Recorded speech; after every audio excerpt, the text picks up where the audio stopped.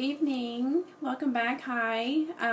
So I wanted to go live to talk to you about how to get started on the keto diet, because I had a few of you message me last night asking me some questions about it. So I just wanted to go live and kind of share some of those answers with you. So first of all, I've had a lot of people ask me, well, how many carbs should I eat in a day? So I'm actually, after this live, I'm going to share with you a keto calculator website that you can go on to figure out what your body mass is, and that you can also, it'll tell you what range of carbs you need to eat in a day. As far as, same thing with protein, same thing with healthy fats, and it'll even have a calorie count in there for you as well. But calories is really not what I count. I pay mostly attention to the carb intake, proteins, and healthy fats. Mainly the healthy fats and the carbs. But you need to, they recommend that you stay under 50 grams of carbs, but depending on your weight and your height, and your age, if I'm not mistaken, then, you know, it really varies between each person. Everyone's different. As far as protein, depending on how active you are, like for me, I have to eat higher protein simply because I am very active with my fitness. I actually do extreme hardcore workouts, so I have to eat a lot of protein to make sure I'm rebuilding my muscles and I don't get out of ketosis. However, if you eat too much protein, you can kick yourself out of ketosis. So, with that being said, so I'm just going to share some tips with you as far as what you should, this is something you're very serious about and you want to try, some of the foods that you really should replace with other things. Like if you use vegetable oil for cooking, you really should replace that with either olive oil or coconut oil. Coconut oil is actually a lot better for you, but it just depends on the price and what you feel comfortable on your budget. The other thing is salt.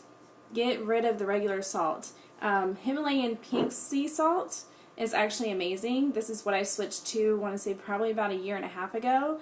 And it's a lot better for you than regular salt. If you like to bake, instead of using actual sugar, I actually just picked this up the other day. I found it. I couldn't believe, I didn't know that they made these things, but I'm not really a baker, and I'm really getting into this whole baking thing, and I love it. But this is Truvia. It's a brown sugar blend. So instead of getting regular brown sugar, this stuff right here, you don't need to add sugar to it. It already has a blend of sweetener and brown sugar, or a brown sugar substitute, should I say. Not really a substitute, but this is a healthier version of using brown sugar when you're cooking. And I think I just gave one of my main ingredients away for my cookies for tomorrow that I'm going to share with all of you. The other thing for baking as well is what you can switch out. Instead of regular flour, you could use, what I use is almond flour. They even have coconut flour as well. I'm kind of curious as far as what that would taste like with the coconut flour, but as soon as I get rid of my almond flour, that's the next step I'm going to do. So just a few things. Also, any of you Italians out there, anyone who absolutely love pasta and Italian food, instead of pasta, make zoodles.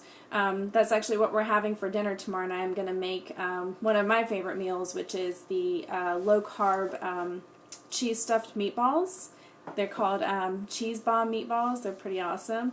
And I have pasta with that, but my version of pasta, I get zucchini and I kind of make noodles out of those, and I saute them and put my pasta sauce on them. It's pretty delicious. If you haven't tried the zoodles, I highly recommend that. And it's very healthy for you as well. I've actually been eating that for quite some time now too. So, but some of the foods that you really should avoid. So anything out there that actually says low fat, look the other way. Don't even pick it up. Don't put it in your shopping cart. It's not good. Just don't get it. Some other things like you'd be surprised that there's even some fruits that are extremely high in carbs.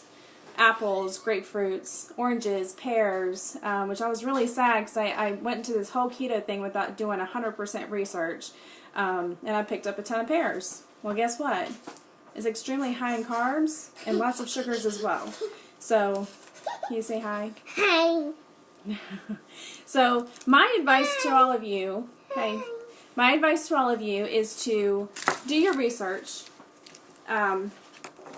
Just see which foods that you really should avoid, and which foods that are extremely high in carbs and low carbs and stuff like that. So, I mean, everyone is different.